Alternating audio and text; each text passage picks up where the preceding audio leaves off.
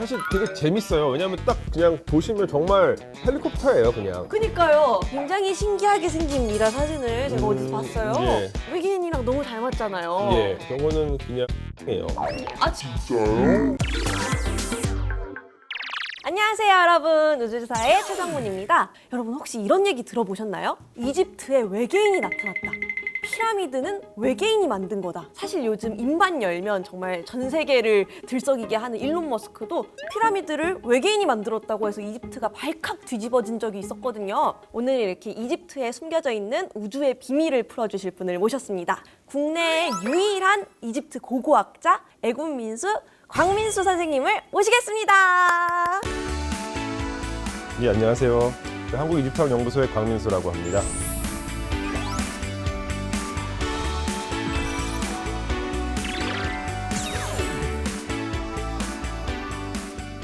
왠지 말을 안 하셔도 고고학자이실 것 같은 느낌이 좀 있는 게 제가 상상하는 그 고고학자의 이미지는 왠지 모르게 수염이 있어야 될 것 같고요. 또 실용성을 잃지 않는 청자켓. 그 뭐 대체로 그런 고고학자에 대한 이미지는 다들 잘 아시는 그 영화 속의 주인공이 인디아나 존스가 이제 모자까지 있으면 완성이죠. 예, 사실 모자도 쓰고 가다가 너무 이제 오버인 것 같아가지고 예, 그건 좀 참았습니다. 예. 멋부릴 때 주로 그렇게 옷을 많이 입고요.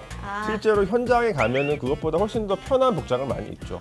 우리나라에서 이제 유일하게 이집트 고고학자시잖아요. 어떤 계기로 이런 이집트의 매력에 빠지셨는지 되게 궁금하거든요. 그러니까 제가 어렸을 때 저희 아버지 직장 때문에 이집트에 좀 한 4, 5년 정도 살았던 적이 있어요. 근데 이제 그때의 경험이 저도 모르게 저한테 굉장히 많은 영향을 끼친 것 같고 지속적으로 뭔가 고대 이집트와 관련 있는 뭔가를 좀 해보고 싶다라는 생각을 하게 됐고 그래서 어쩔 수 없이 그냥 시작을 했습니다. 사람들이 굉장히 궁금해하는 게 있어요. 예. 사실 이집트 하면 제일 먼저 떠오르는 게 피라미드잖아요. 그렇죠. 근데 이 예. 피라미드가 사람이 만들었을까? 이거 외계의 힘을 좀 빌린 게 아닌가? 이런 의문을 갖는 분들이 많이 계시거든요. 많죠. 예, 맞습니다. 예. 그 기저에는 약간 그 인종차별적인 인식이 좀 깔려 있어요.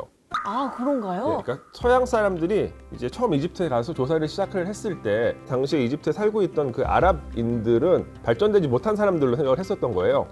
그렇기 때문에 야, 이 친구들의 그 선조들이 이걸 만들었을 리가 없다. 그 서구인들이 갖고 있었던 일종의 어떤 인종적 편견이 그 기저에 좀 깔려 있어요. 그러니까 이집트 사람들 말고 다른 존재들을 서양 사람들이 이제 찾아보기 시작한 거죠.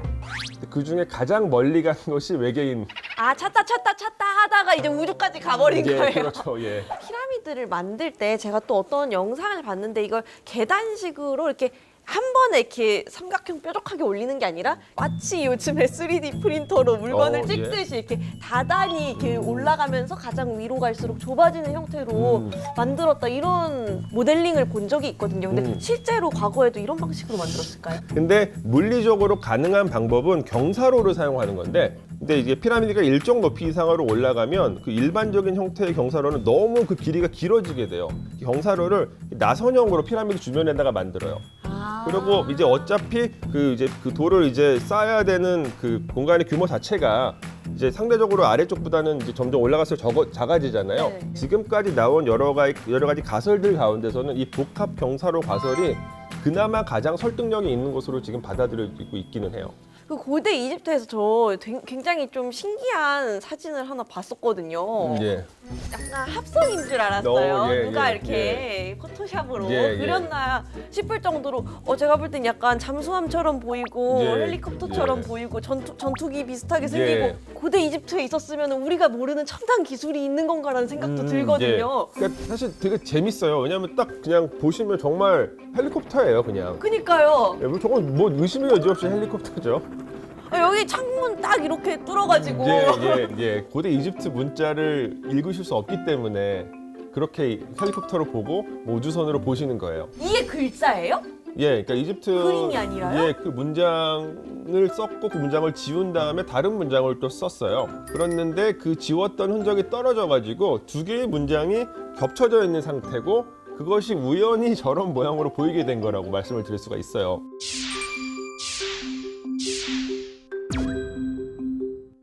이집트 하면 또 미라가 굉장히 예, 그렇죠. 유명하잖아요. 예. 근데 굉장히 신기하게 생긴 미라 사진을 제가 어디서 봤어요. 예. 이거 우리가 흔히 외계인 그릴 때 이렇게 그리는데 예.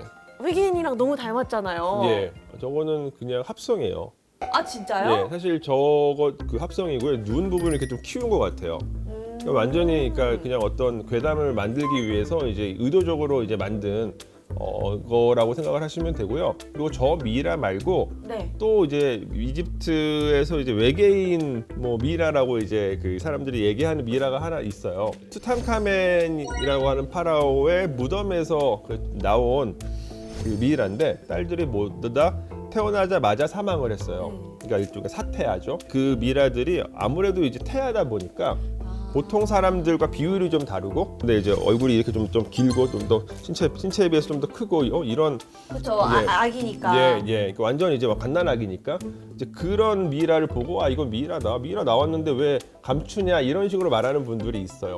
근데 아무도 감추지 않고 그 미라는 그냥 투탕카멘 누구나 알고 있는 사실 조금 이제 연구한 분들은 다 알고 있는 그런 미라죠. 그렇군요. 아직까지 발견된 외계인 미라는 없다. 없습니다. 예. 뭐 이집트뿐만 아니라 고대 문명들을 보면은 태양신 아니면 태양 이런 거랑 관련된 게 많이 있는 것 같아요. 그래서 우주에 대해서 뭔가 그 당시 사람들은 우주랑 신이랑 좀 비슷하게 여겼나 이런 생각도 들거든요. 그렇죠. 뭐 그건 직관적으로도 쉽게 이해할 수 있는 게 이제 우리가 살아가는 이 지구의 하늘에서 태양은 가장 절대적 영향을 갖고 있는 천체잖아요. 그래서 눈 뜨면 딱 태양 예. 뜨면 눈 떠야 그리고 되고. 태양이 어떻게 어떤 상태로 있느냐에 따라서 날씨가 바뀌고 그러다 보니까 뭐 이제 이 고대인들은 그러니까 이 태양 자체가 이제 신격화돼 가지고 신앙의 대상이 됐던 것 같아요. 그러면 태양신 말고 이제 밤하늘에서는 고대 사람들이 뭐 약간 밤의 신처럼 보던 게 있나요? 있죠. 뭐 이제 밤 하늘에서 가장 절대적 영향을 갖고 있는 천체, 지구상에서 달이죠, 달.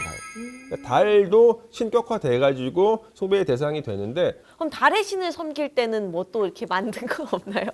달은 약간 태양에 비해서 좀 마이너하잖아요. 그렇죠. 태양이 워낙 강렬하니까. 그렇죠. 이 태양신 라랑 또 그 당시에 그 이집트인들이 제일 중요한 신으로 여기던 그 아멘이라는 신을 합쳐버리거든요.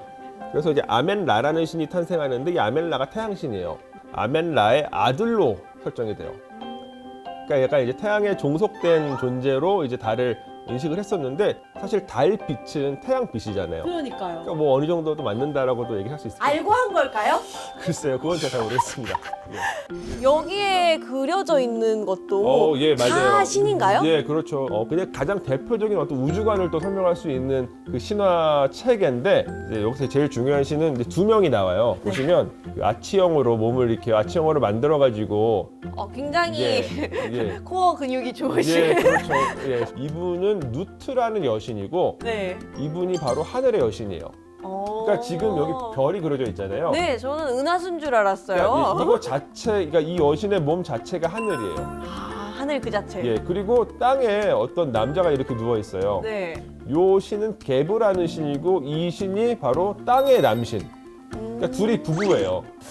정말 들으면 들을수록 좀 빠져드는 것 같은데 또 그 이집트의 미스테리 중에 하나가 이 피라미드의 위치가 그냥 있는 게 아니다. 예, 맞습니다. 예. 이게 이제 기자의 피라미드 세 개의 피라미드인데 이 쿠프, 카프라, 멘카우라예요. 네. 저 피라미드의 지금 배치는 우리가 굉장히 잘 알고 있는 별자리예요. 오리온 자리. 네네. 오리온 자리에서 그 오리온 벨트, 보통 오리온 삼태성이라고도 하는 그 세 개의 별 위치를 본따서 만든 것이다라고 주장을 하는 분들이 있어요. 그거는 조금 너무 많이 나간 주장인 것 같아요.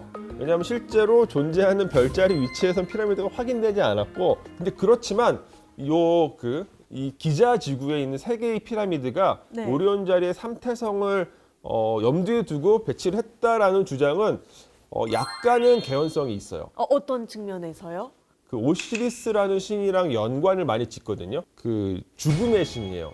네. 이집트인들 입장에서는 무덤을 저승의 왕과 관련 있는 상징성을 띠게끔 만드는 것도 중요했을 수도 있어요. 지금 이제 전문 학자들도 어느 정도는 약간은 받아들인 것 같아요. 의도가 있었을 것 같긴 그렇죠. 하네요. 왜냐하면 아까도 말씀드린 것처럼 이집트 사람들이 측량기술이 떨어지는 거 아니거든요. 또 남북을 딱 맞출 정도의 정확한 측량술이 있었음에도 불구하고 좀 비껴나게 만들었다는 것은 무슨 의미가 있기는 한 것 같아요.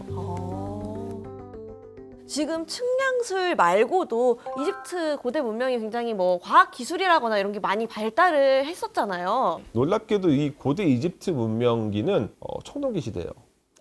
진짜요? 철기가 거의 없는 문명권인데 저 돌을 절삭하는 것 자체가 되게 어려운 일이에요. 그러네요. 청동 만들어놓는 사실 청동의 어떤 청동은 좀 무르다. 강도가 네. 떨어지기 때문에 돌을 자르는 데 있어가지고 좀 어려움이 있는데 그래서 사실은 또 그게 아까도 저희가 계속 얘기했었던 피라미드 외계인 축제설의 또 바탕이 돼요. 청동기 문명이 무슨 저런 돌을 어떻게 만드냐. 그래서 지금 현재 하는 이 증거들만 가지고서 어떻게 만드는지를 설명해내려고 노력을 하는데 네. 그 청동 도구를 다 쓴 건 아니, 막 청동 도구만 써가지고 한 건 아니지만 또 이 현대의 학자들이 그 피라미드를 직접 만들어봤어요.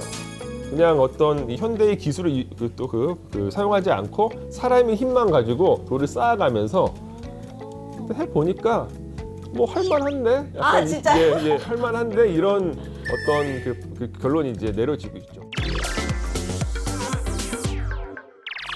네, 지금까지 고대 이집트에 묻혀져 있는 우주의 비밀들에 대해서 파헤쳐봤는데요. 또 광민수 소장님과 함께 해서 더 알찬 시간이었던 것 같습니다. 네, 저는 다음 시간에 더 범우주적이고 컬처적이고 흥미로운 주제로 다시 돌아오겠습니다.